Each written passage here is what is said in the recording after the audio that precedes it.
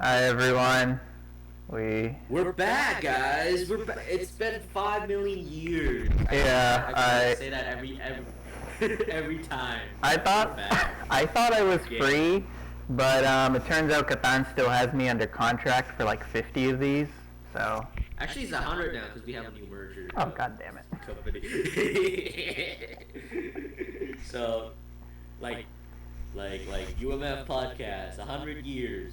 UMF Podcast website. I can't do the Rick and Morty rant. I don't remember the rant. Till you're 90. Alright, so guys, there's a big story going on right now. It's the biggest in the film industry, possibly the entertainment industry, which is the Netflix deal to try and acquire Warner Brothers. And, this includes HBO Max, Warner Brothers Studios, DC, for roughly $82.7 billion total enterprise value, which is 72 billion equity, and the deal excludes the cable network side, so CNN, TNT, TBS, Discovery channels, which is being spun off into a separate entity. And so last week I texted Katan like, hey, we should do another one of these, and then the story broke out, and I mean, it's the perfect thing to talk about. And then the story got bigger a few days ago because Paramount, Skydance, launched a hostile bid for all of Warner Brothers Discovery at $30 per share, or $108.4 billion, a higher all-cash offer than Netflix's. Paramount is... Oh shit! I know, Paramount's taking its case directly to shareholders, claiming its offer is superior. It is superior value, and worries Netflix deal faces regulatory hangups. So, a lot of things are kind of up in the air right now. Paramount claims less antitrust risk and a smoother regulatory path than Netflix, which could control 43% of global SVOD share. And ultimately, what could this mean for the industry? I mean, combining Netflix and Warner content could reshape power in media distribution, potentially accelerating consolidation. More focus on direct-to-consumer streaming content may continue the decline of traditional theatrical windows, could streamline consumer subscriptions, but also reduce competition. If fewer big players exist, a Netflix-Warner entity could dwarf Disney Prime Apple. A Paramount Warner entity could create a very different competitor. Big reorganizations often lead to layoffs, but also new strategic content deals and investments. So whoever wins gains immense global media reach and bargaining power with advisors, creators, distributors, and government. So, what happens to theatrical releases, indie films, and mid-budget projects? There's a lot we could talk about regarding the money side about all this, but we're just lowly film students or graduates. We graduated, so we are here not to talk about the financial side about all that, because we're dumbasses. No, I'm just kidding. I mean, we might be. We chose a career in art. We are here to talk about important issues. Sorry, just getting some water. We're talking about capitalism and why it's fucking evil, bro. Like, get out of here. Like, we need to revolt, man. Like, there's a monopoly. This is just pure monopoly happening right now. What do you think, Katan? Is Netflix owning Warner Brothers like the final nail in the coffin of competition? Like we gotta be honest with ourselves. Like the media conglomerate. All of these media conglomerates are already owned by very few people. Maybe only two. Only two people own the entire media outlet. Like everything we consume, basically. Almost everything we consume, basically. And to merge that even more, to centralize that even more, what is even going on? What is even going on? How can you even claim to have no bias, like to not no bias or not or like no fucking like agenda. The Which is merger, insane. it definitely creates a monopoly that regulators should block, doesn't it? I mean, is this the Right, right. natural evolution of media consolidation, or like an existential threat to creative freedom? If it's the latter, perfect timing, right, as we're trying to get into it. Right. Cause I feel like I mean I think it's the what's happened. Like, I mean I think the article you just read an article, right? Or like Uh, what you just read just what you read just now. I took a few notes. I read a few articles, Oh yes, shit. basically Mm. so that I could tell people what's going on. And I did read some people's reactions to it. I mean, a lot of them are negative, doom and gloom, but some of them are actually all for it. Like, some of them are like, maybe the market needs a dominant streaming giant the way Disney dominated the 90s. Maybe this is just the 2020s version of that. Yeah, but yeah, I don't think that's a good thing. I think Disney, the way Disney has been, because like I don't know, man. Like I just feel like everything is. I feel like we're at a boiling point in in our history right now, especially mainstream Western American history, because American is still a superpower that is very influential in the entire world, especially their media output. Obviously, is more influential than anything, almost more influential than anything from any other place in the world. And I feel like the fact that there's no more divide. There's not even an attempt to to say that there's no monopoly. It's crazy. It's crazy. Like you know how the argument about how free market capitalism is supposed to encourage competition. Where's the competition? Yeah, that If everything is just one. that is a really good point. I mean, I do admire encouraging competition. Everybody striving to do better, and most of the time, trying to beat someone else is a better motivator than being a better version of yourself. Sorry, I'm kind of losing the point of where I'm going with this. But yes, with a merger like this, you excuse me, you kind of become too big to compete against. I mean, I The suppose. thing is, Oh, go ahead. no. You go first. I was just gonna lead us into Paramount, because speaking of competition, is Paramount's hostile bid real or a desperate move, or like, are they actually capable of running an empire as big as Warner Brothers? Is this bid that Paramount just came out with a genuine long-term strategy, or just a tactical move to block Netflix?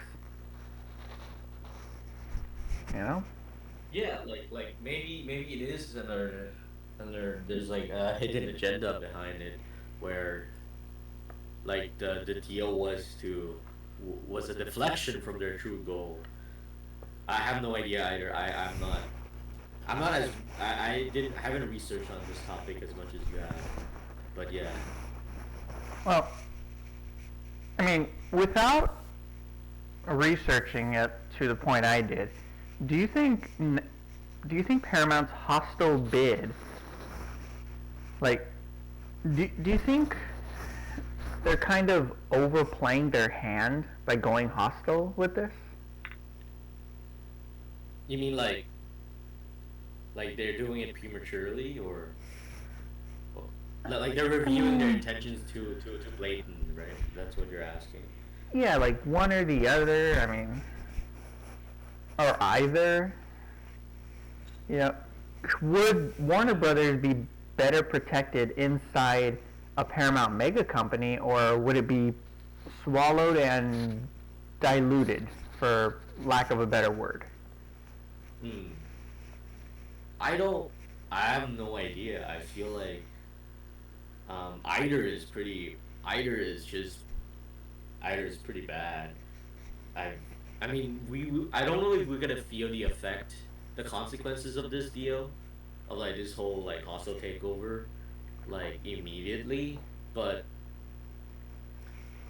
I don't know. Like the way the industry has been heading, um, it feels like, well, not what like, not about like what filmmakers are doing, like the individual filmmakers who get to produce like their work, but more so at the like the management corporate level.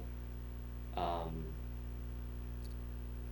like it feels like they have their focus has become very concerning, right? It's like, I mean, obviously, like, it's like business is their business. They have to grow. They have to things. They only do things for the bottom line, for the profit. But like, it's sad. It's sad to see once what Hollywood once stood for.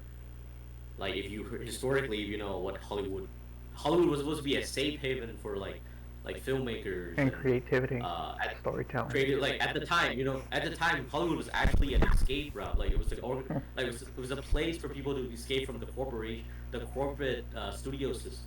Was it from the studio system, or um, from the rigid system, that a monopoly that they had before? I think, like, originally it didn't have this whole intention. I think, if I remember correctly. And then obviously this is what the current state of the media empire is in Hollywood, is being like. It's sad. It's sad. Dang. But that's just mainstream media, right? But Philip, I feel like with just mainstream media, with there seems to be less hope. But like with like more individualized, like individualized media from social media, internet, there's like there's new avenues for people to distribute their own content, their own art, their own work, like elsewhere, that didn't need to be distributed by the traditional way. I feel like there's still hope in that department. um and they do have the potential to reach a wide audience as well. I mean, like, it happens pretty. It doesn't happen often, but like there's like a good amount of examples of like short film, even like independent short films that go viral on YouTube, or like not not all of them are like, not all of them might be like great for the industry or for the, but like there's still way we could fight this. I feel like. As a industry, yes, I do believe we can fight it, but for people all the way down the totem pole, us, like individual Right. creators, for, I mean, I don't know if we're necessarily creators, but people trying to become storytellers, such as us, who Right. have little experience under our belt, with few people that know our names at this point. Like, what do we do Right. about that? You know, and That's speaking. exactly what Oh, I. Oh, sorry, you go first. No, no, I'm done. I was You saying, go first. regarding the creative ecosystem, which buyer would treat creators better, Netflix or Paramount? Like, which, if one of those deals has to happen, which one is better for us? And on top of that, would Warner Brothers be the same? Would HBO shows become Netflixified, shorter, cheaper, algorithm driven under Netflix? Or, would Paramount preserve legacy brands like Warner Brothers, DC, and HBO, or gut them for synergy? Is a single creative vision better than fractured studios, or is diversity the last thing holding original storytelling together? I mean, I feel like, you mean with like, I mean, like with Warner. I'm not. I'm not familiar with like Warner Brothers, their catalog. Like I'm not familiar with like what's their catalog? They don't have a streaming service, right? I know Paramount. Which Well, one has a streaming service? HBO And obviously, HBO Max is owned by Warner Brothers. okay, HBO Max is owned by Warner Brothers. Can you describe like maybe some people don't know, including me, like the difference, that the gist, like the main difference between Netflix, HBO Max, and Paramount Plus, like the different kind of content they have, because I know you experience with all of them. Netflix has a wide variety of stuff that's always changing depending on what films or shows they, I guess, not purchase, but like, I guess, rent? No, it can't be the word, but Mm-hmm. basically get the rights to for a certain amount of time. Things are Right. always being added to Netflix, things are always leaving Netflix. Like, for example, the TV show Arrow is, I mean, I love the show. It's leaving Netflix in 6 days. You know, sad times. Right. Right. Oh Warner, shit. and then HBO Max is a lot of content that is made by Warner Brothers. And during the pandemic, some of the stuff actually premiered on HBO Max. Like one of my big regrets from 2021 is not watching Dune in theaters. It Oh would take like yeah. an hour for me to get to the city because I didn't have the car in college back then. And the Right. movie was like 2.5 hours long, and it was already late at night. So I was like, screw it, I'm just gonna watch it on HBO Max. Or was it already Max? No, I think it was HBO Max at the time. Like Mm-hmm. I regret it. I do. Like it was definitely made for theaters. I'm not a good example of Sorry, I need a cough real bad. Let me mute for a second. Sorry, I'm just Are you slow. good, bro? Yeah, I'm just slowly dying, just like the industry. Anyway, so yeah, if we start getting huge conglomerates owning all these different film companies, I do worry about what that does for the creative process, especially if these companies start waving around that. No, I'm just kidding. But if they start taking creative control around a lot of their stuff, and I mean, I already see.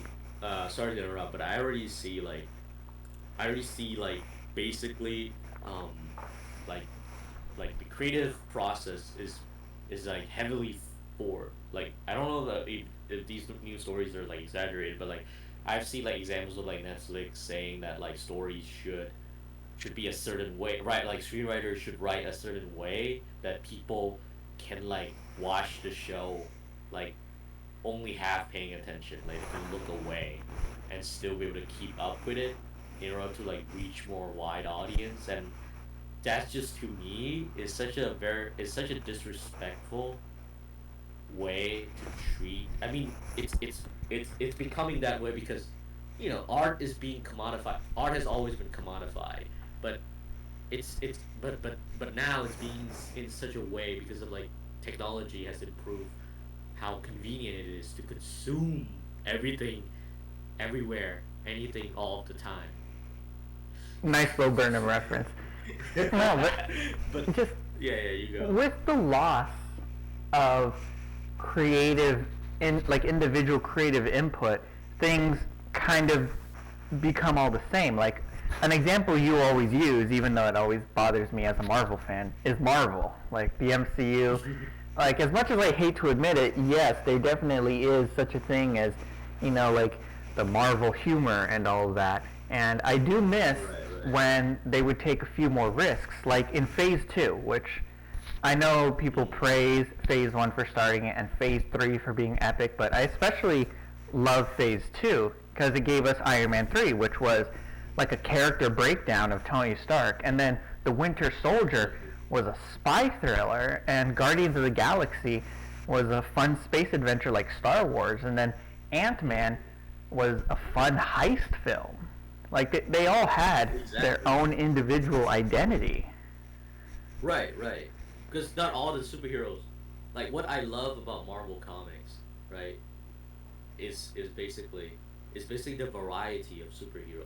Disney probably has this too, but like it feels like each hero doesn't do the same thing. They don't all save the day in this different way. Like Daredevil's is a lawyer. Spider Man is broke, and so on and so forth. As of right now, all the Daredevil projects have been pretty good. They've been doing right by that character, in my opinion. Although some people take issue when he's funny, read the comics. Daredevil can be funny. He's a serious character, but he's not incapable of humor. I feel like, yeah, I agree. Like I feel like it should be nuanced, right? Just because like someone like not every character has like is one note, right? Like your Spider Man's supposed to be funny all the time. Oh yeah, like he's a He's jokester. known for joking. He's a jokester, or like Daredevil is serious because he's a lawyer and law that. No, so, a 3-dimensional character is like try to emulate what you think of a person, right? They have personality that's not always that's sometimes contradictory. They're more nuanced. Sometimes they react to things differently, even though they feel like they're a certain way most of the time. But yeah. Yeah. Sorry. Sorry, probably shouldn't have brought up Marvel. We could have a whole entire podcast on our love of That's a Marvel whole and can of DC. worms. That's a whole can of worms, man.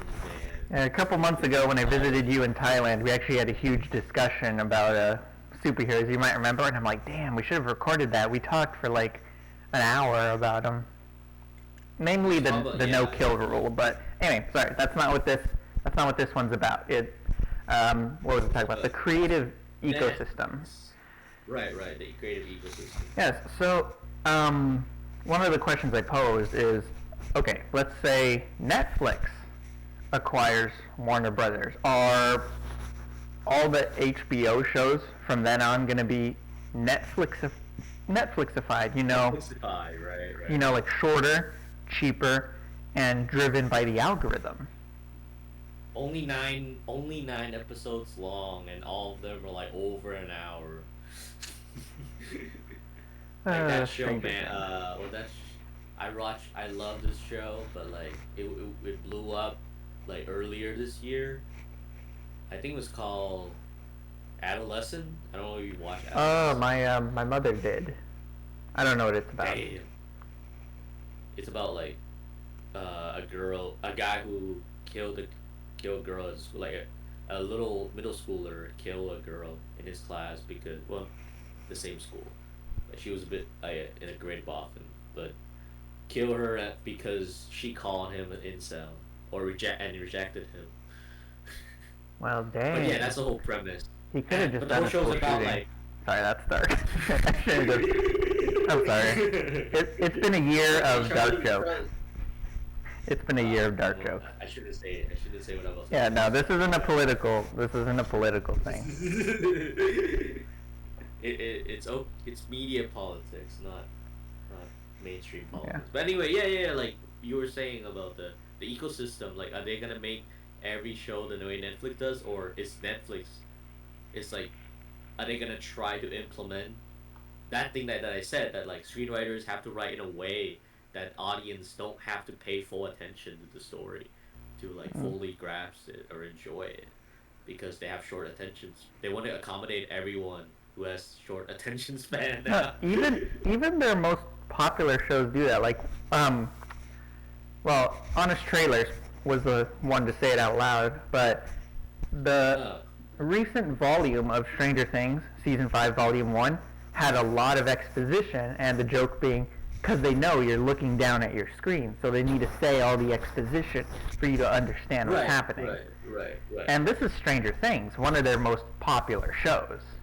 Arguably their most popular show. Yeah. And even if we don't talk about their popular shows, Netflix, there's a lot of jokes online that it is a graveyard of single season shows. Like, oh yeah, I hear that joke. 1899. I would have loved for that show to continue, but it was really good. Canceled after one season. because it's not profitable enough for them, right? Yeah, or another one that I was looking forward to, and they confirmed a season 2 before then canceling it, was I Am Not Okay With This a few years ago. Oh, I kind of heard of that. Haven't watched Yeah, it. it was the one with Yeah, yeah, Sophia yeah. Lillis. Oh. Yeah. So that didn't happen. Anyway, so well, what if Paramount? What if Paramount buys it? Are they gonna preserve the identities of DC, HBO, Warner Brothers, Right. or gut them for strategy? Who knows? Like I just feel like all of them merging is just it's just like a natural progression of late stage capitalism. I I just feel like I don't like I mean the media was already owned by like six people, I think, the whole media conglomerate in America. Oh, Like the Big I Six, send you I think it was called. I send you this infographic. You can show it to the viewers. Was it on Well, you Discord? can. Oh, probably was on Discord. Yeah, on Discord. I mean, you can show it on your computer too. I think you can. Well, since you're recording, you can show it. No. That you can stream it on your laptop. I think, and then it show up in the video on your Well, laptop. first I want to see what it is. I want to make sure you're not Oh, for tricking me sure. and sending me like a porn site. Not that Of you course would. not, Not that you bro. would. Not that you would. Of course not. Don't worry. It's after the show, after the episode. So like Actually, you know what? I think I'll first. just attach this link in the description for people. Oh yeah. Like I don't want to draw Yeah. too much attention away from what we're talking about. It is good. I am looking at it right now. To everybody listening, if you go into our description, I will include this link that Katan has sent me. It's pretty good. Mm. I mean, it's owned by six people basically, the big six basically, and first one is National Amusements, which is owned by Summer Risto. I don't know if he's still the owner. Um, and they own all Nickelodeon, Spike, Showtime, Noon, CBS. Holy shit, that's a lot. TV films. I mean, some. Oh wait, I forgot. The most important one, Paramount. All right. Well, regarding this, all right, it's time to get dramatic, Katan. Yeah. Streaming wars. Is this the end or a new beginning?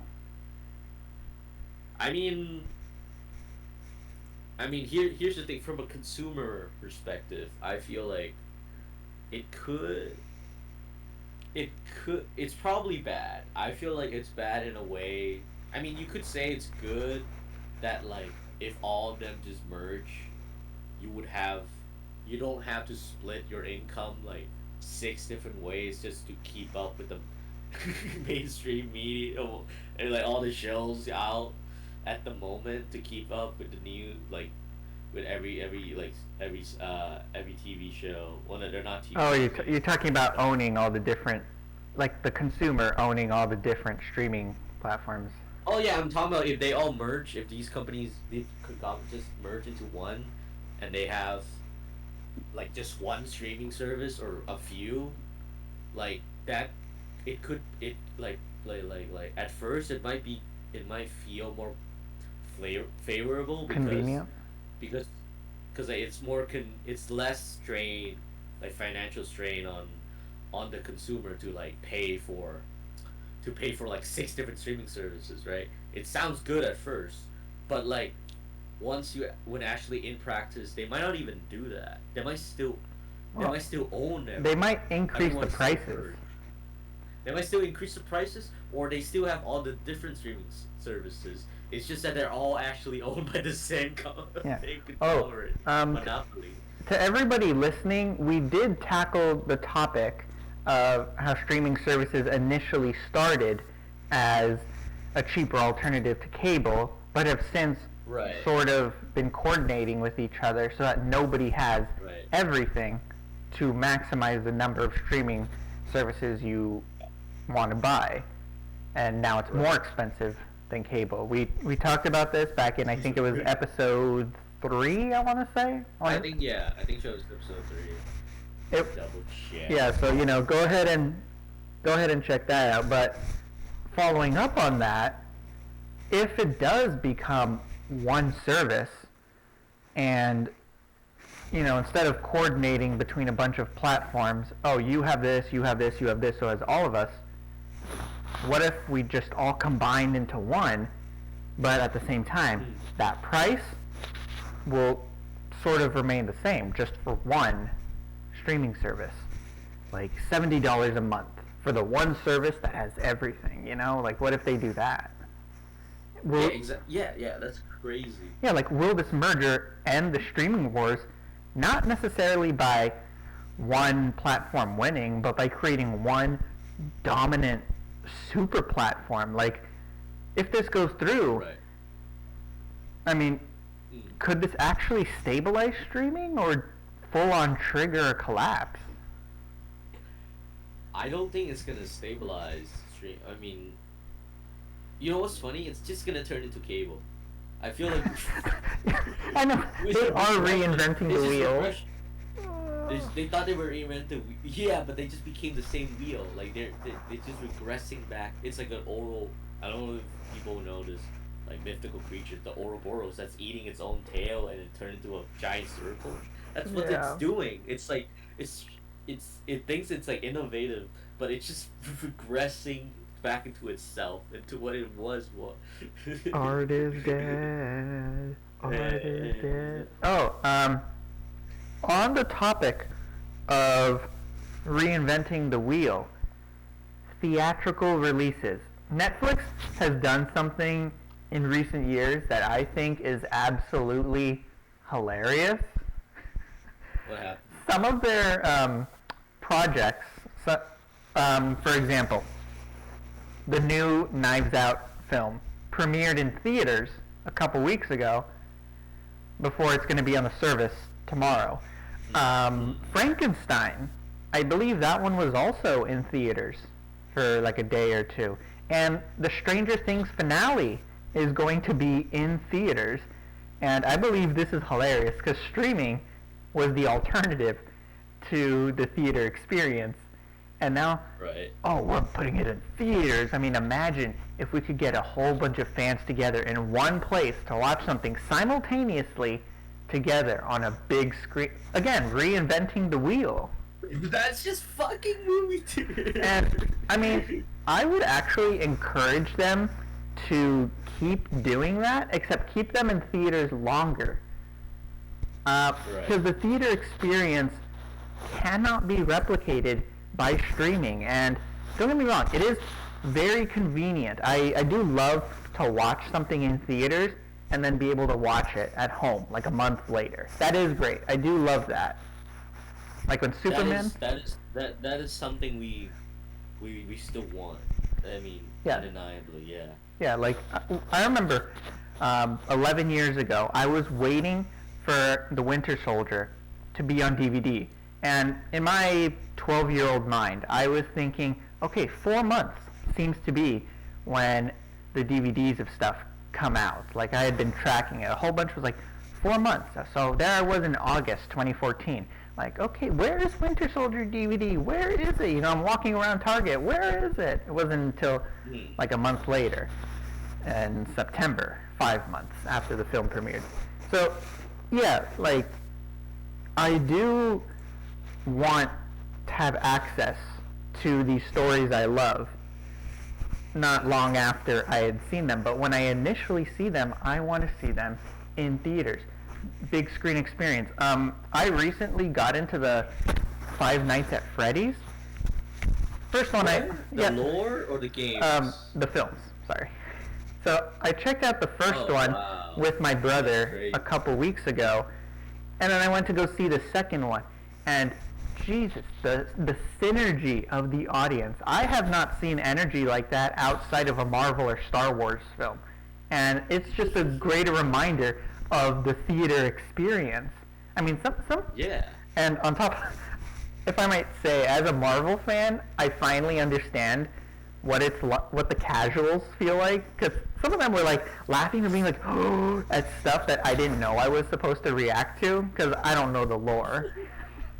so, so I was like, okay, something's happening. A taste of your own medicine. I know. I was like, oh, this is what the casuals feel like at Marvel or Star Wars. Anyway, so the theater experience, I want that, and on top of that, I want these streaming services to release physical media of this stuff. One of the things we talked about in episode 3 was if any of these streaming sites remove like their original content and there's no physical media, you'll never see that stuff again unless you like pirate it somewhere. Right. You know, right. if streaming isn't owning, then pirating isn't stealing, was the quote that we pulled. Yeah, that's a quote that we took. I mean, someone else obviously said it. But Yeah, we're not that smart. That's the quote we talked about. We're not that clever yet. So we haven't reached that level. Yeah, so Disney, for example, I forget how long ago this was, but they released physical media of The Mandalorian, which was one of their original creations on Disney Plus, and I applaud them for that. If they ever remove The Mandalorian from Disney Plus, I can still watch it because I bought it, which means I own it. Otherwise, why am I paying for my Disney Plus subscription?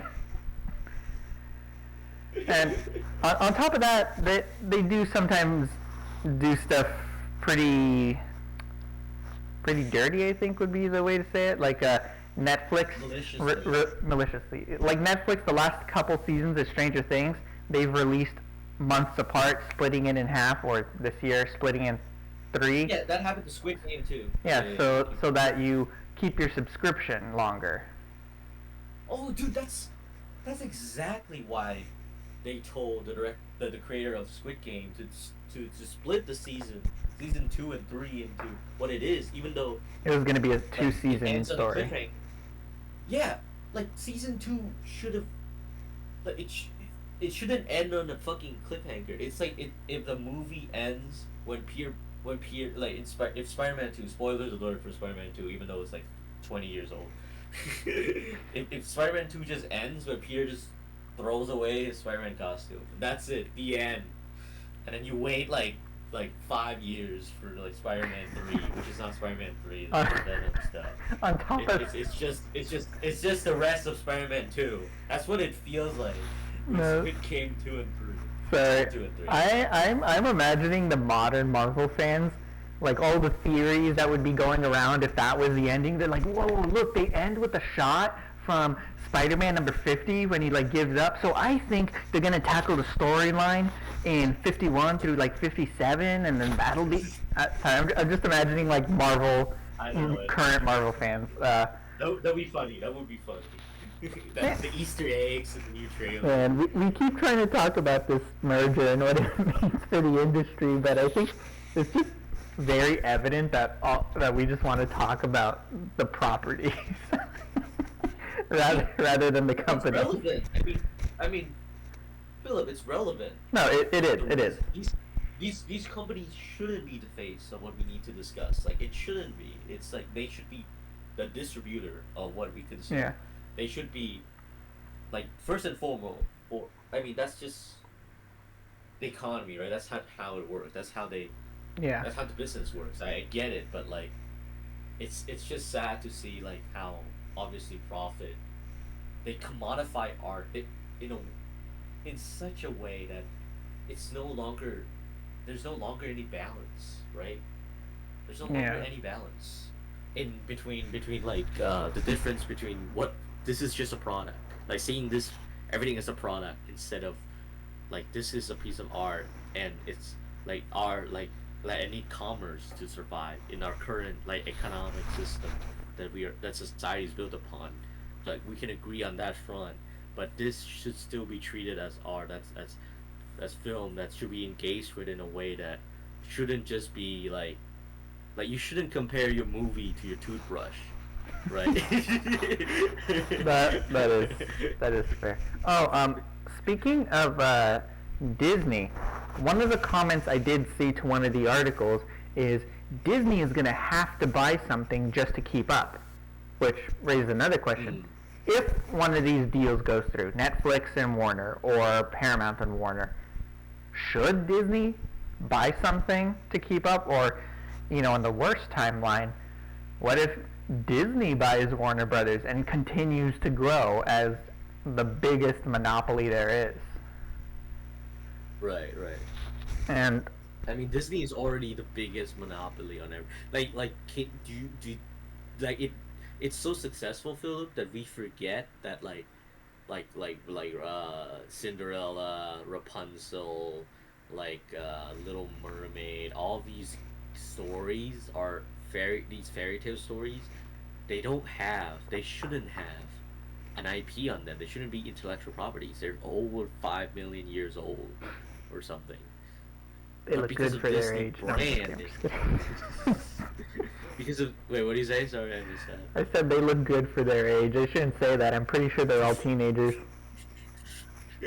But yet, all these brands are like Disney make them that their brand is so powerful that you cannot associate these characters with any other interpretation but the Disney version, and that's could happen to all these other conglomerates too if they merge together and have all these restrictions and guidelines for every work under the company to follow on. And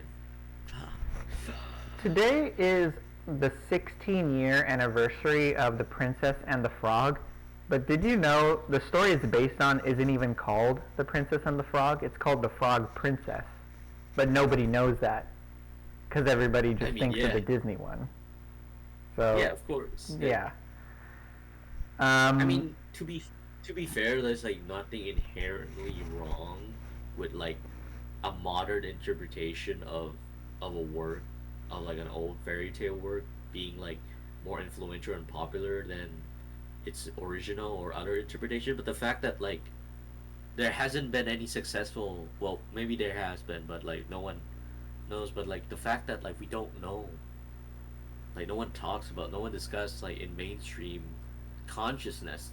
Okay, the fact that there's a whole okay, this is slightly political, but the whole discussion about race swapping characters, right? I mean, Disney is doing it themselves, but the fact that people complain about it is because they associate the image of what the character is supposed to be as, oh, they're supposed to be white, man. Little Mermaid can't be black. What? Because in the old version, but in the OG story, do they even identify the races? Maybe they did. I'm not sure, but who cares, man? Mermaids are mermaids, right? I personally don't care about race swapping unless racism plays a role in the story itself. If you have, let's say, a story about the Nazis, you can't necessarily race swap one of the Nazis for an African American, right? Story wise, it wouldn't work because the story does highlight the race. But no, Little Mermaid, her having light skin is never mentioned. It doesn't play any role in the story.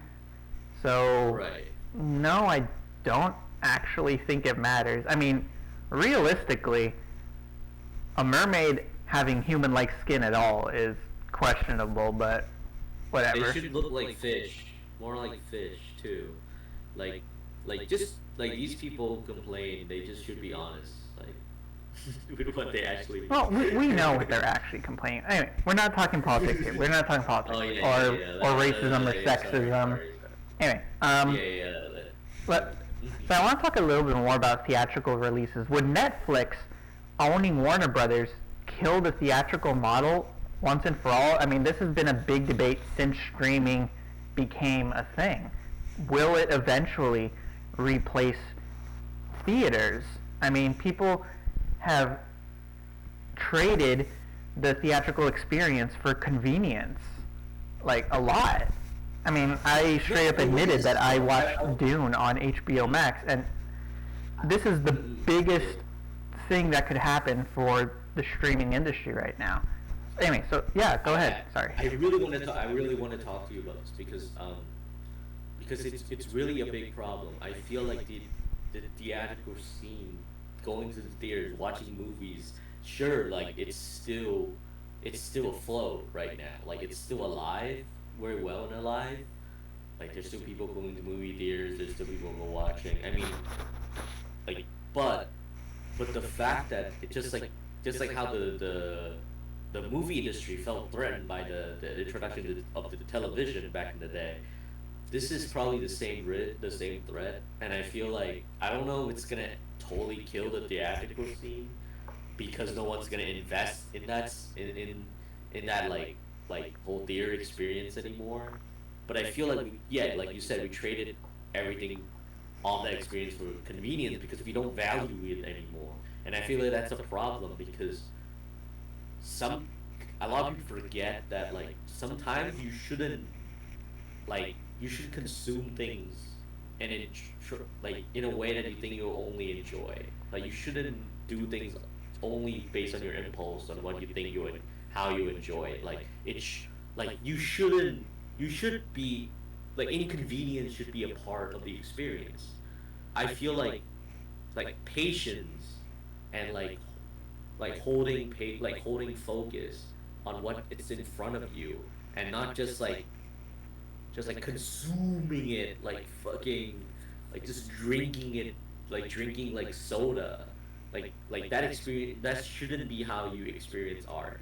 I feel like if you just experience art like you just drinking a can of like red like Mountain Dew or something, I feel like that defeats a whole entire purpose. That's why art is so like there's a reason art is so expensive and like well not all kind of art but like filmmaking. That's why all this whole process, that's why we still do it even though it's not profitable. It's not ultimately profitable compared to other industries, Tell right? me about it. Other industries are way more profitable.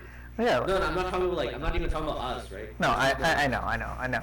Just like these media outlets. They think that they see that it works. Like it's profitable only because people believe in it, because people value art, value entertainment, value filmmaking. That's why we keep coming back to it. That's why theater exists. That's why this kind of experience existed in the first place. But convenience, if we trade that all for inconvenience, for like convenience, then we're not really consuming things. Just like I said about the whole, like that whole like agenda of like, oh, screenwriters must write in a way that like people can look away from the screen to enjoy it. Like, well, I mean, yes, we're turning. You go. Sorry. I'm sorry. I was just gonna say yes. You are right that we do value that experience, but tech companies, they look at IPs. So Right. but with a move like this, will the theatrical cinema become much more dependent on whichever tech company owns the biggest IP? Right. Or could it boost the IPs? Like if Netflix is the ultimate victor, does it boost theaters by controlling huge IP like Harry Potter and DC? I have no idea. Honestly, I have no idea. Alright. Gotta be honest. I have no idea what they What goes well, through their minds? what like Netflix. I feel like Netflix value what they already they still see, right. They still see that well their format, their formula, their platform is very it it works so well. It's so effective that like every other streaming service is trying to emulate it, but have their own spin to it, right? But Man. Do you and remember? I feel like Netflix is not going to invest their time and energy into like the theatrical scene. Do you remember when Netflix would just deliver DVDs to your house? Like that's all it was. Yeah, like yeah, I thought that too. Like that's what it was. Like, oh hey, that's what back when they didn't know that giving people physical media is it's a waste because they can now like maximize profit by not letting us own anything. In 20 years, they're gonna stream it directly into your eye holes. and So, then like and then if you want to keep that memory of even seeing it, our brain's gonna be like all computerized and like every memory is like a fucking like a fucking file in your brain, and if you don't want certain memories in your brain to be deleted, you gotta pay subscription. Subscription. do you remember when the Lorax movie had that concept of you're gonna have to purchase air, and that was like the most outlandish idea back in the day, and Yeah, well, yeah, I know. these days we're getting there. Bro, dude, if you know how like Bo in one of the interviews about eighth grade, Bo talked about how Yeah. um at first like colonizers we don't know how to make like we first colonized land. That's where money and profit and everything Yeah. was to be made. It's resources. Yeah, We nobody's colonize making land resources. anymore. So, No one, there's no more land to conquer because we conquered the whole earth. So now we gotta conquer the mind, the people, the attention span. That's why advertisement is so powerful. That's why media got. That's why they still invest so much into all this, despite how like it might not even seem feasible. did did you hear what the words of the year are these past 2 years? Last year, What are they? last year the word of the year was brain rot, and with the short form Yeah. content, like of course it was. This year, the word of the year, I can't believe I'm saying this, is 6-7. 7. To all of you audience members saying it back to me right now, screw y'all. 6-7. I mean, not really. I mean, back in my day, a bunch of kids were saying like E. I had no idea what it meant, and I was their age. I wasn't a cool kid. I feel like you were a hipster. Yeah. Well, I mean, like, I was quote unquote cool, but like in a nerdy way. Like I had a lot of nerdy knowledge, and this was the 2010s, so people thought it was pretty chill. You know, Star Wars and Marvel were pretty popular. I think we grew up in a time that Nerd culture is being pop a nerd- culture. yeah, nerd culture became pop culture. Like especially like mainstream nerd culture. I think for me, anime was still We'd be like getting more niche, weird. we'd It be was getting still wedgies weird. if we were in the 80s. It was yeah. But like anime was still weird in the 2000s and the 2010s. But with like mainstream nerd culture like Attack on comic Titan books, is yeah. Oh yeah, Titan was getting there, but like Star Wars, Marvel, DC, those stuff is still it's being recognized and like slowly shifted. No, yeah, Yeah. no one would get bullied for that. as. But yeah. Oh, sorry. Uh, Good. Oh, I sorry. was gonna say, but like, yes, but I was. What? You first. You first. Ladies first. I,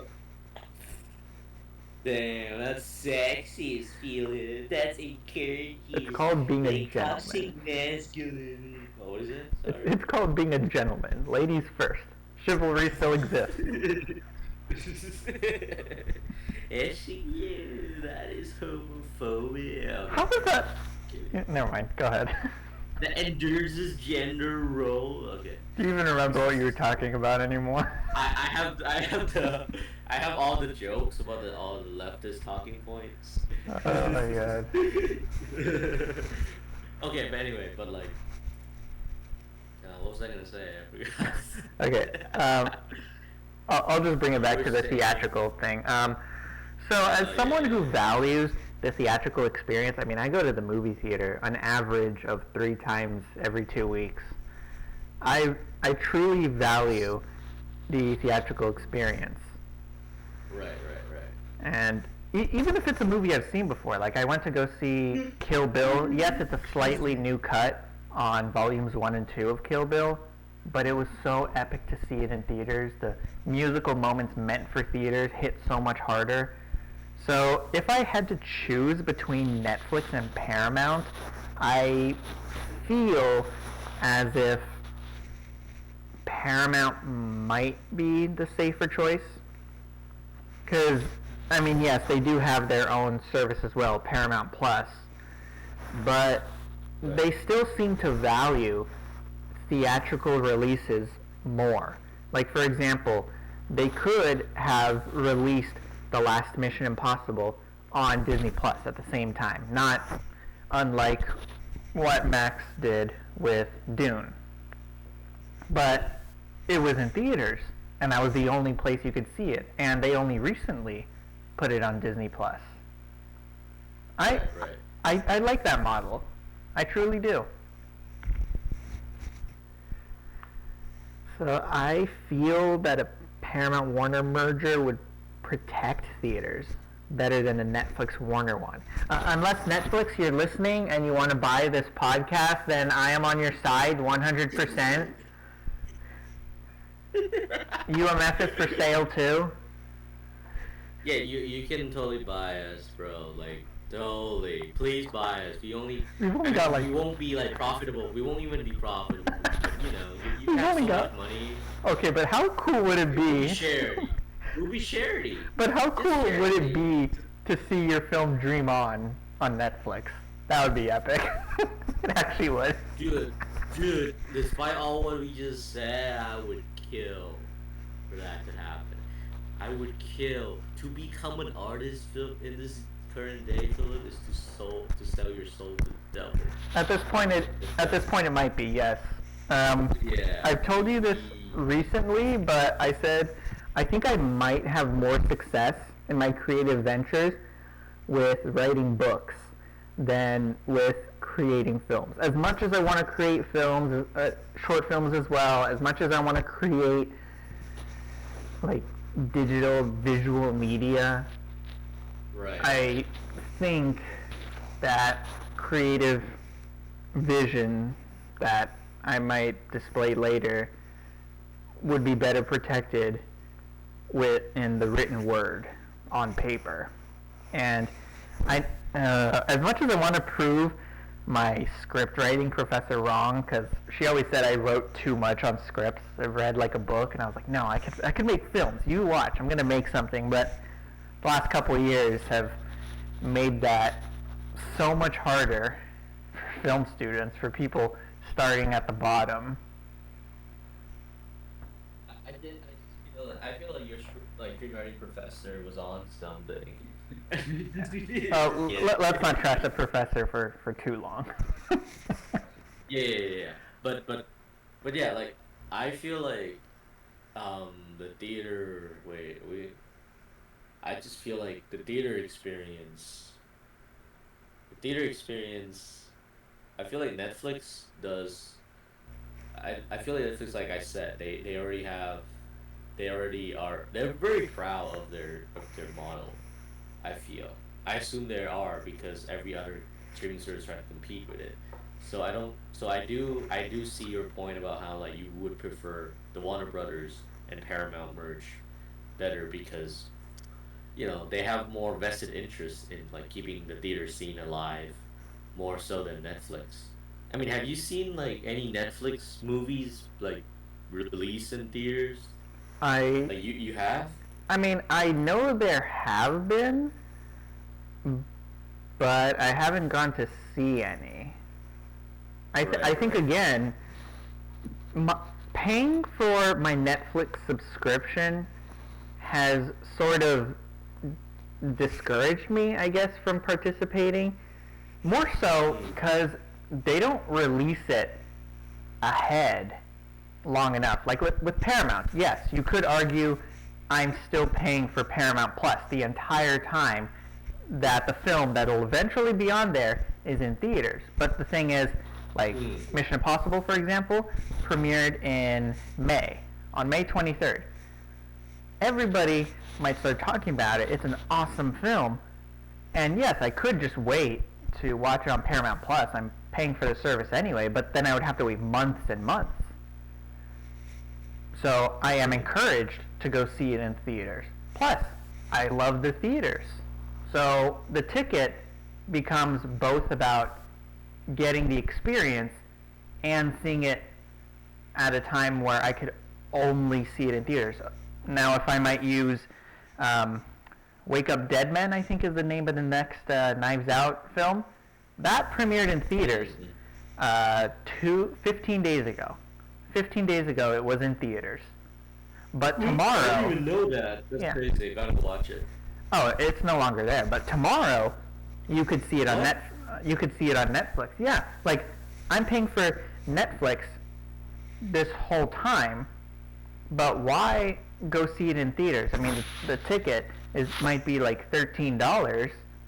If I just wait 2 more weeks, I could see it on Netflix. Like, there's not enough time to, I guess, justify the price of a ticket. I mean, I would love the experience, yes, but understand a lot of people these days live paycheck to paycheck.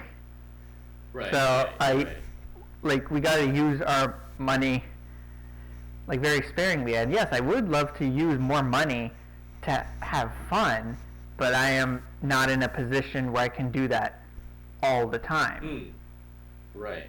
So you prefer, like, if they just release in theaters the way like Warner Brothers do? Yeah, I don't.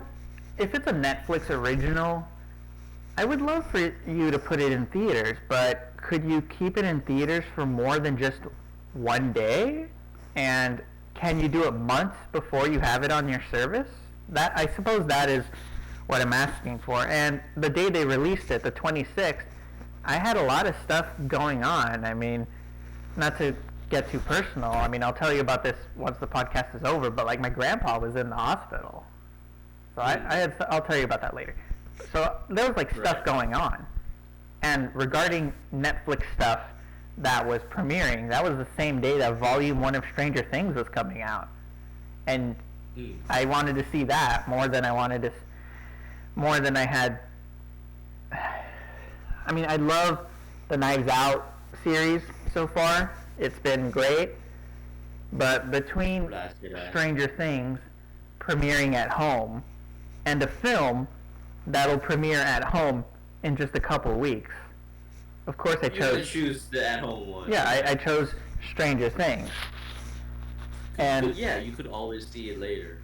Yeah, like I could watch Knives Out 3 tomorrow. Or, tonight. I just have to wait another 13 and a half hours, and then I could watch it here at home on my computer. So I feel like there's I feel like there's, like, the way streaming services is that there's, like, less incentive for people to go to theaters, which is very concerning. I mean, it's like, it's concerning for us, like, because of how we feel about theaters, but I do. And I mean, there's some people who would argue that, like, the theater experience is not always pleasant enough to justify. But I feel Minecraft. To justify, like, defending every aspect of it, or, like, I mean, if it's that, like, some people have this, like, belief that, all things come to an end, we must evolve, technology is always changing, or, like, I'm like, what? I feel like a little inconvenience, and I already said this, but like, having patience with yourself and learning to just, like, sit with something and not just like fucking try to spam consume it and watch it at 2 times speed. I don't think and try to for the dopamine rush that go through your brain, right? Like, just doing it just for that is not worth just sitting down with something, like, contemplating on it, thinking about it, and I truly enjoy it. Or, like, in the theater experience where, like, you get to like, go to this surrounded area with, like, nice stereo sound, if it's, like, Dolby, right? And then, like, yeah, like, you're immersed, you're better immersed in this world. Like, immersion, that's the strongest aspect of storytelling, of film, is let you immerse into a totally fictional world that isn't real, but it makes you feel like it's real for, like, 90 minutes To almost. to tackle something you said, yes, I do believe how we receive entertainment evolves, but I don't know, like the human want for it will always be there. Like, if I might use something that no longer exists, gladiator matches. You know, like in Rome, those were the Right. biggest sources of entertainment known. I don't want to say around the world. I don't know if the world knew about it, but like people came from all over to go into those huge arenas to basically watch violence. And Right. while, well, now take boxing and wrestling. Sure, it's violence to a lesser degree, but people still come from all over to see like two people beat each other up, right? Right. So it has evolved, but the need for, I guess, yeah, maybe it's the dopamine rush. It's still there. It'll always be there, even though we are not our ancestors. Anyway, one thing I do want to talk about, like I know we broke off and talked about Marvel like twice now, but Right. okay, I want to talk about what might be my favorite IP owned by Warner Brothers, and especially since this has caused like a huge chat online, the DC Universe question. Who would handle Oh DC yeah. better, Netflix or Paramount? Would Netflix revive DC or bury it under their usual 10 episodes then canceled pattern? Is DC too big to fail or already too damaged to save? Would James Gunn stay if Netflix takes over? I mean, DC, there's been some good stuff in the past year. You know, things are looking up. And then there's this other section of the internet. I remember a couple years ago they were saying, what if Netflix buys the Snyderverse, and then we could get James Gunn's universe and the Snyderverse at the same time? And now, if Same Netflix time. actually acquires Warner Brothers, would they revive the Snyderverse? Would they do it? Yeah, that chat has I been coming I up mean again. there's always been that, fan interest. Obviously Snyderverse um is very popular because despite what people think, what me like some critics were saying back in the day, there's still plenty amount of a substantial amount of fans of Snyder movies, of Zack Snyder and his interpretation of the DCEU. So it could happen because we've been proven wrong before. These companies are aware of how we react to media, how the internet reacts to certain things. Like, I mean, if you remember, sometimes we thought these companies, they don't listen, they don't really care about what the casuals are saying online. But if you remember the backlash with how Sonic was designed in this movie, Sonic the Hedgehog. Yeah. They actually just remade the whole movie with the new model because the old one looked too I was just kind of too want to. bad. I kind of want to see the ugly Sonic cut. I really do. Yeah, I know. No, I actually thought it was better.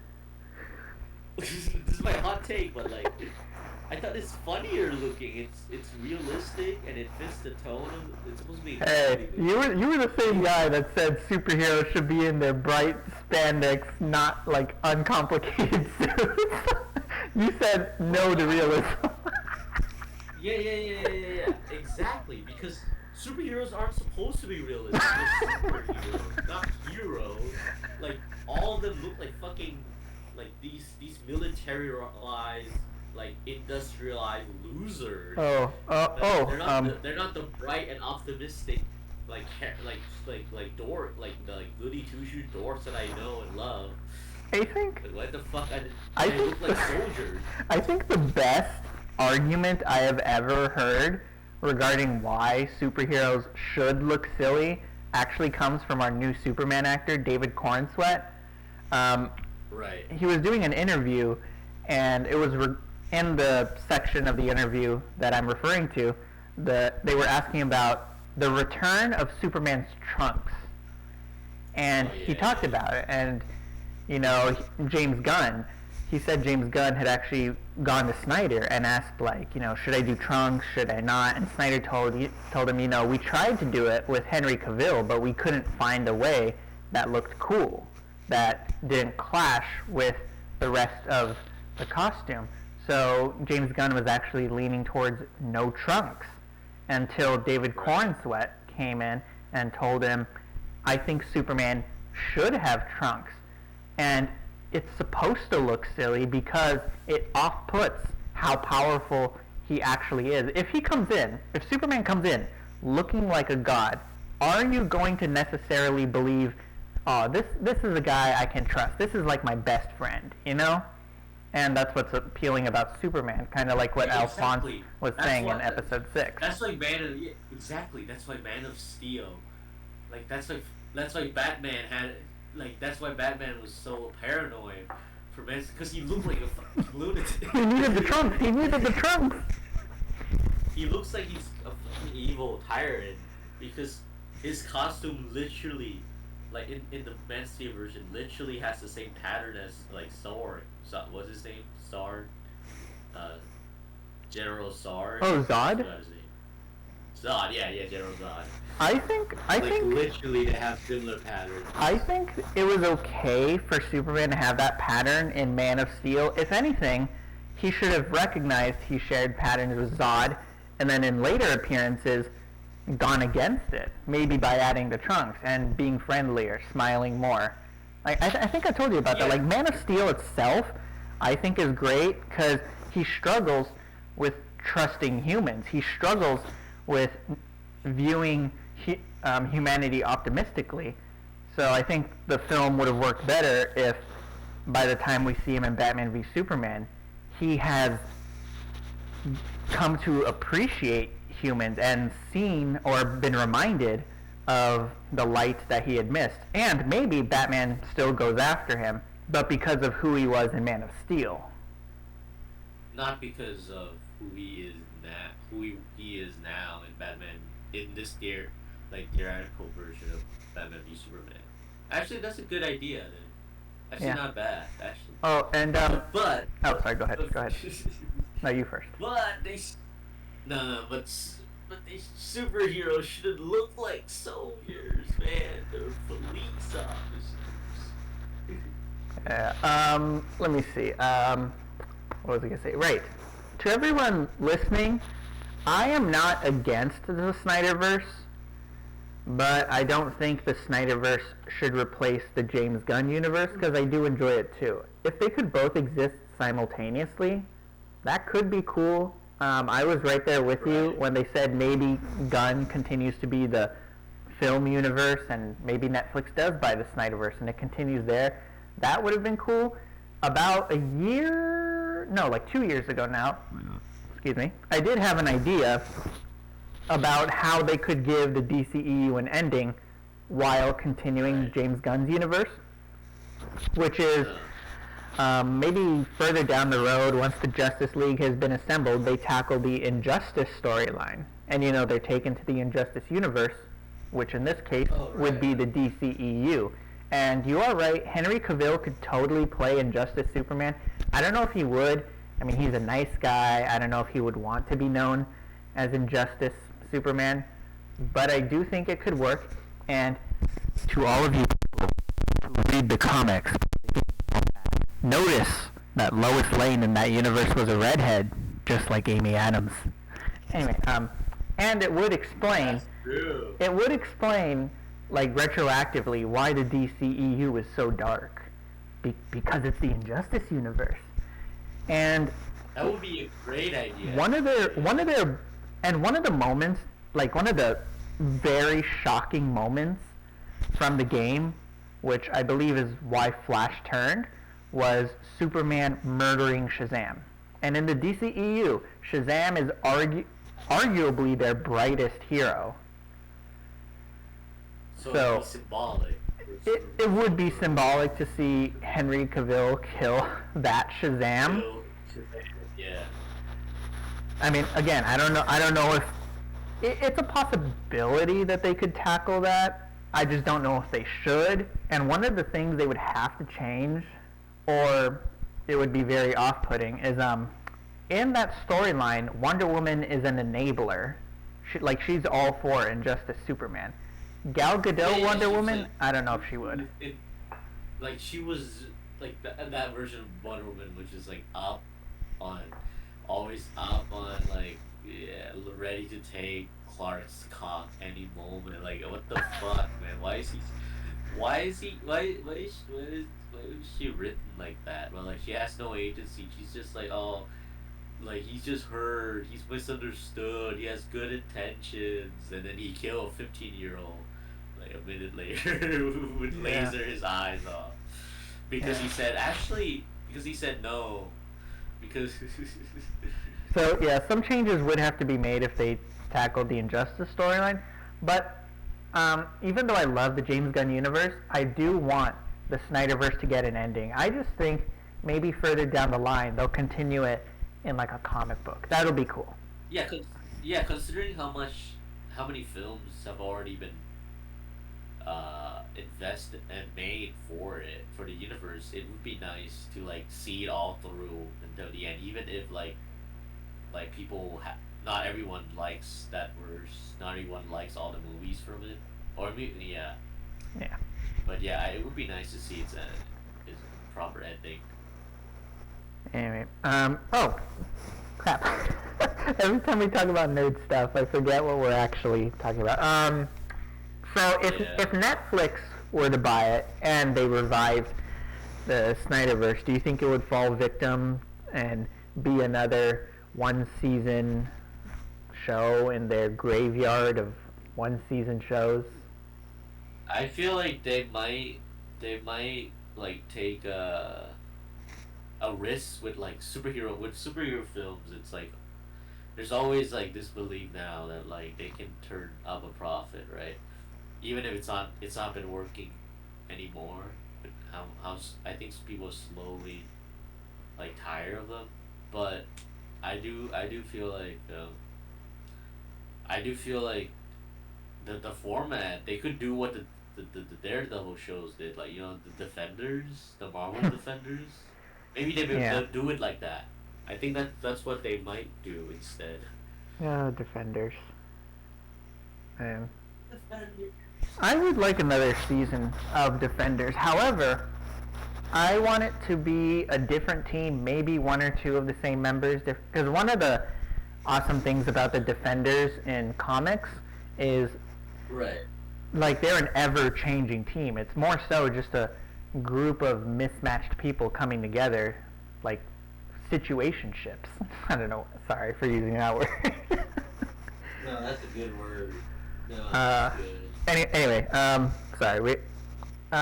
If any of you guys want to hear us talk about Marvel, DC, I mean, a few months ago, Katan and I had a good conversation about the no-kill rule with superheroes. We talked about Batman, Punisher. If you guys want to hear something like that, let us know. We will do an episode about it. For everybody, Yeah, definitely do it. Comment below, like, subscribe, Uh. share, post it on Reddit. let's not say all that. such- Let's not say all that yet. It makes it sound like we're ending this. We still got some things to talk about. Anyway, getting back to I'll be honest though, like I'm the jet lag. Well, like I'm getting pretty sleepy. oh, okay. I will just hit. It is dying down. I will hit the last. I'll hit the last few Go. topics. I'll hit the last Okay, few go topics. for it. Okay, consumer I impact. apologize everyone. I apologize everyone. Yeah, it's okay. I'll take over. They're here for me anyway. No, I'm just kidding. I'm just kidding. I'm just kidding. I'm just kidding. All right, consumer impact. Would this give consumers? Sorry, I wrote a bunch of questions, so I'll just get through them real quickly. Would this give consumers a better library or create fewer choices and higher prices? Could go either way. I'm a little pessimistic about all this, so I'm leaning towards higher prices. Does all-in-one convenience justify mega corporate consolidation? No, I think that could be the death of creativity. Would Netflix owning HBO push the platform to raise prices exponentially? Most likely, yes. 2 to 3 giant platforms instead of 10 smaller ones? Convenient-wise, yes. Price-wise, no. And like I said, prices are they are a problem for people living paycheck to paycheck. Is the Netflix deal more likely to fail regulatory approval than Paramount's? I don't know enough to say that. Is it hypocritical for regulators to block tech studio mergers but let studios combine endlessly? A little bit, yes.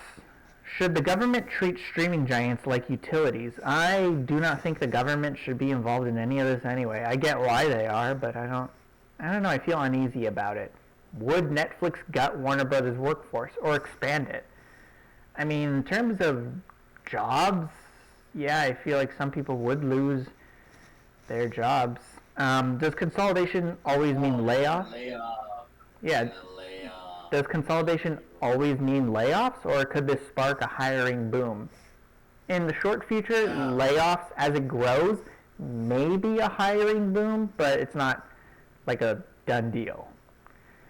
Would talent unions push back harder against Netflix ownership than Paramount's? If they love the theatrical experience and would defend it, like if they're following the same logic I was not too long ago, probably, yes. What if scenarios? What if both deals collapse and Warner Brothers stays independent? Is this actually worse?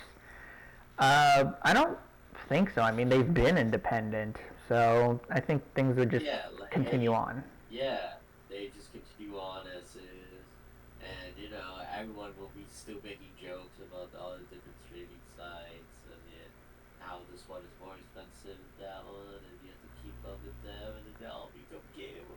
What if Disney or Apple swoops in with a last-minute bid? Apple, I'd be more down for Apple than Disney, because if Disney buys another huge property, then they are just going to continue on undefeated and unchallenged. We need to challenge them. We need to change anything and everything all the time. Also, I am all for IPs being owned by different services. Like if I might use Middle-earth as an example, Warner Brothers can release films and Amazon can release TV shows. And I think it's better that they are owned by separate companies because it creates the competition and the desire to make the projects better as they compete against each other. They wouldn't try as hard if they were both owned by, the same. Anyway, what if Congress blocks Netflix specifically because of CNN-related politics? Then this thing gets a whole lot more political. And we are political. Politics. Don't you love politics, Philip? What if this deal sparks a second Hollywood shutdown or strike? Honestly, there have been so many strikes in the last few years. There was a big one a couple years ago. I don't know. With the writers and actors guild, I think it could happen again for sure. It's just like they don't treat us like people, man. We're just numbers, and we're just screwed. Which actually is a lot like politics, where instead of a vote, we are just a number. We're statistics. That's all we are. Would Netflix's tech company DNA ruin Warner Brothers' artistic legacy? Quite possibly, yeah. I mean, I love Netflix. I do love some of their content, but I do worry about creative vision. I mean, there was a huge debate about The Witcher not too long ago regarding this, but anyway. Is HBO culturally incompatible with Netflix's binge and discard era?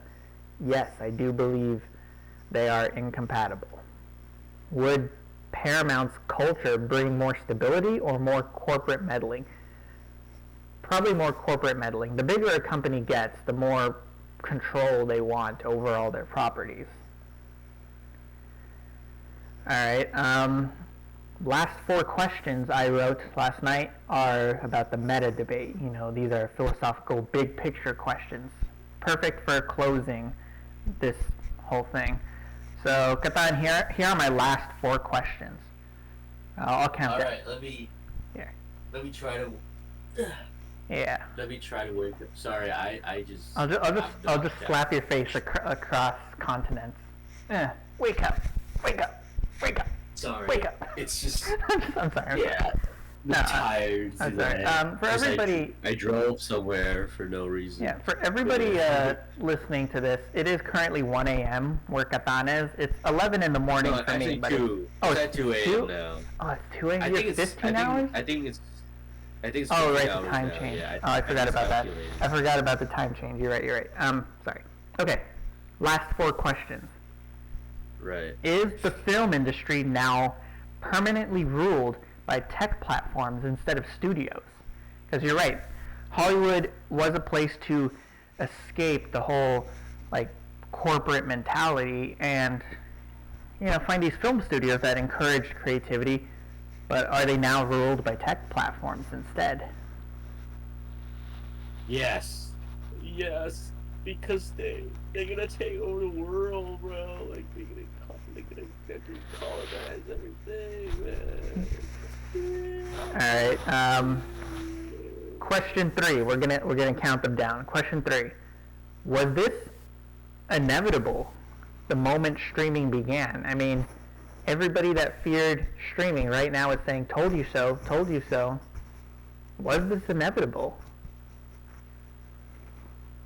I think it was, if because of like the nature of like where companies like their vested interests are at, but streaming could have been cool. It could have been a good alternative to just like television broadcast, cable. It could have, and then obviously theaters, like, because like not everyone can afford to have the full theater experience all the time.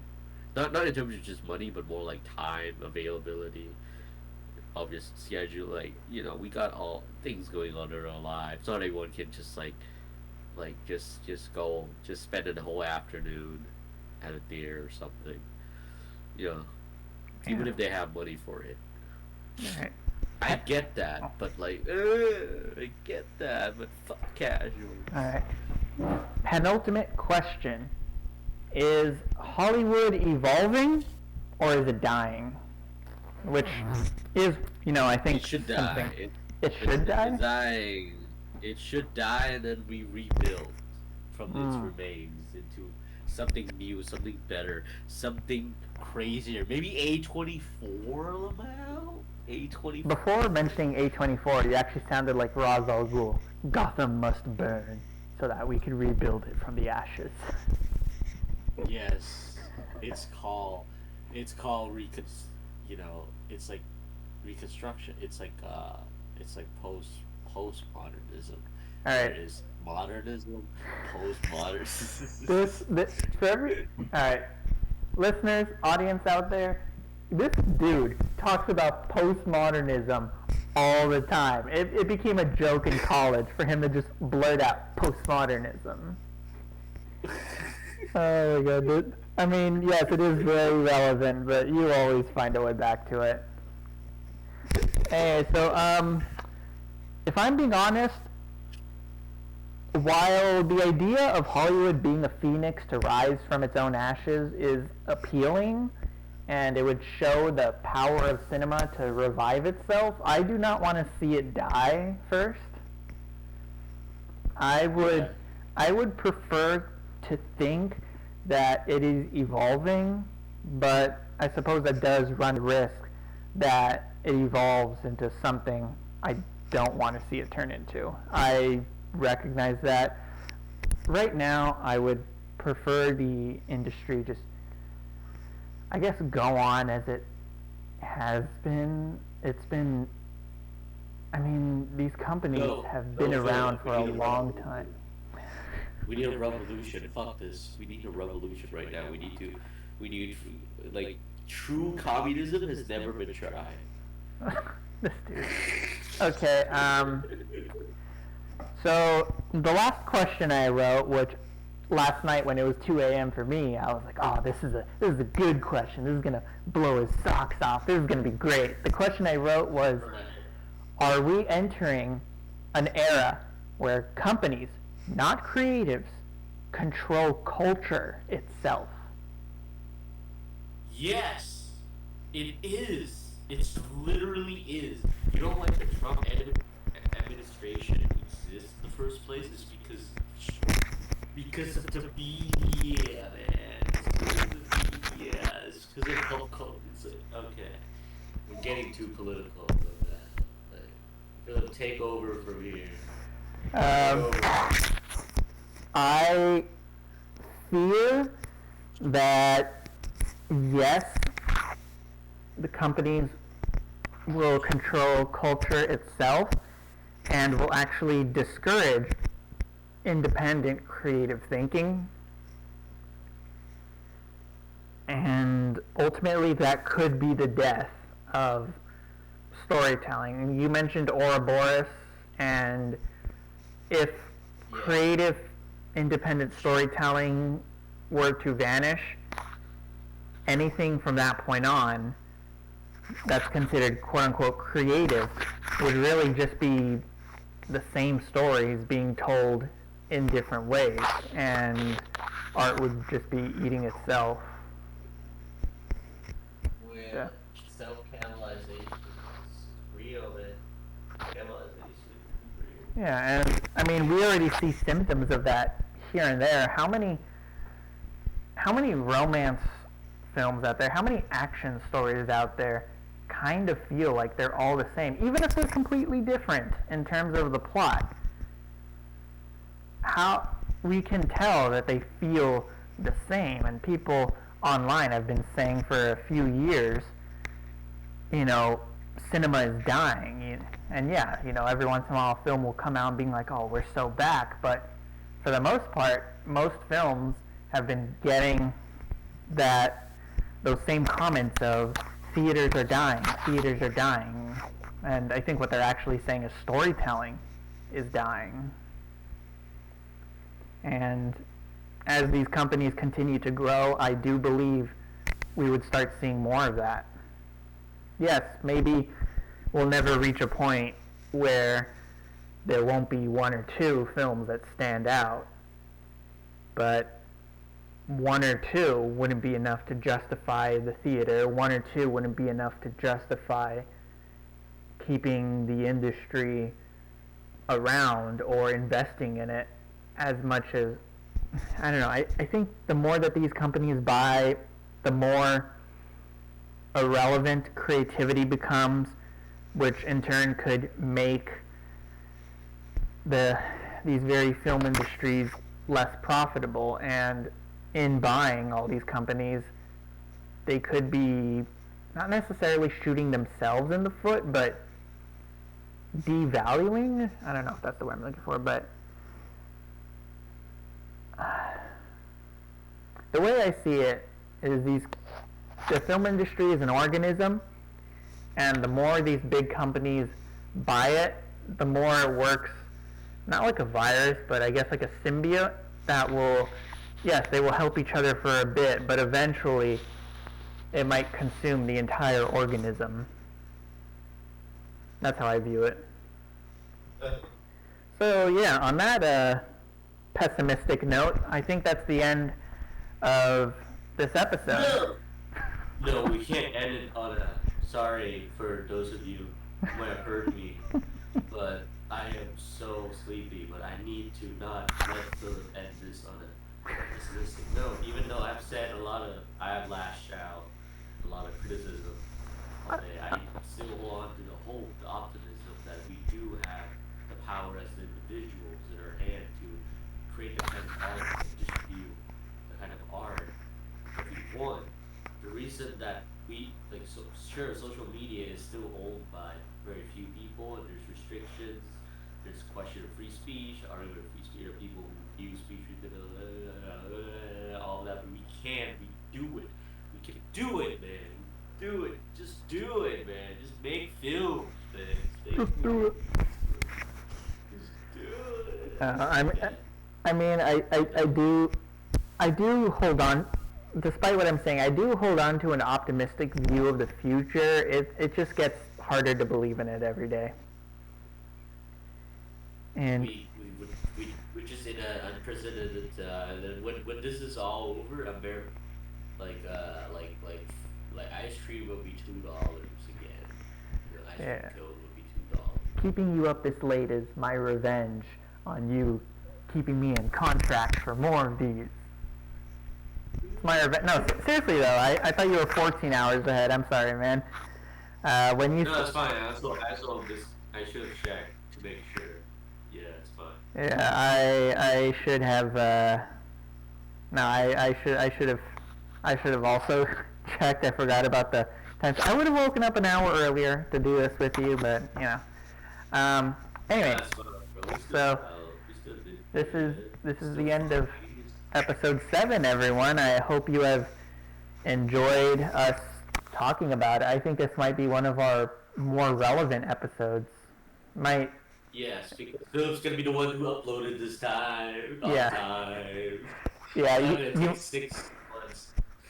yeah, I'm gonna try and upload this today. Depending how long my computer takes, it might premiere tomorrow morning. I'm gonna try to do it today Yeah. because this is Yeah. very relevant for episode 8 and following. We haven't oh, been sorry. this. We haven't been this tropical since ever. Actually, never. I think episode 3 might be the only time we were ever relevant. 'Cause, I mean, episode 1 we talked about ourselves. Episode 2 we had a guest, Kevin. Episode 3, yes, we were relevant. Episode 4 we had another guest, Honor. And then we developed that pattern of a guest every 2 episodes. Episode 5, I don't remember what. Oh, we talked about our films again at the time we were releasing Movie, and Dream On. And episode 6, we had special guest Alphonse, and we talked about superheroes. So episode 7, yes, I think this is arguably our most relevant episode, especially if I succeed in uploading it, like, right away. Right. Episode 8, I suppose we'll just follow this pattern we developed for ourselves. We'll try to get a guest. Yeah. Anyway, I think Katan might be dying, so I'm going to let him sleep now. I hope you guys have enjoyed listening to us talk. I mean, Thank you so much for watching, listening. To this podcast, we're gonna get on Spotify one day or another. oh yeah, it's Spotify. We're gonna surpass Joe Rogan experience. We're gonna be the Joe Rogan of the left, actually. like not that guy, Alan Freeland, whatever. I don't know who that It's gonna is. be us. We're gonna be the Joe Rogan of the left. Yeah. We're gonna talk politics so much that like we're gonna debate people and then. Again, Netflix, if you're listening, we are available. You can buy us so easily. UMF has only made like 12 films. I mean, sure, 3 of them have been doing pretty good at film festivals, but we're basically just a dozen student films and several podcast episodes of us talking nonsense. You could purchase us for like $1,000 and we'd take it. I mean, yeah, that's basically what always happens. We Yeah. Yeah. We will sell our soul to a devil. We just need a devil to offer us something. We need the devil to look at us first, like. Yeah. Yeah, I know. Not even important enough for the devil to come make a deal with us. Anyway, that is episode 7, everyone. I hope you have enjoyed it. Sorry that these podcast episodes don't have like a consistent schedule. We basically just make one whenever we feel like it. Kind of like the guys who make Always Sunny in Philadelphia. You know, they just make a season whenever they come up with one. So yeah, see you guys. Hey, Katan, give a wave to the camera, I guess, or we'll just let him be dead. We'll just pretend he's dead. All right. Bye, everyone. Bye, everyone. I love you. I love hot and girls. Oh, he's really tired. All right. Bye, everyone.